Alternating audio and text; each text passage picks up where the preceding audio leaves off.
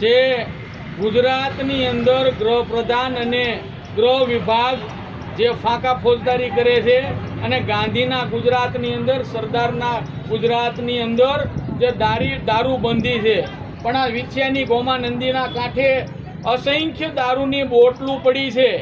એનો મતલબ એ છે કે વિછિયાની અંદર ઠેર ઠેર દારૂના અડ્ડા, ઠેર ઠેર દેશી દારૂ, વિદેશી દારૂ બેફામ રીતે વેચાઈ રહ્યો છે।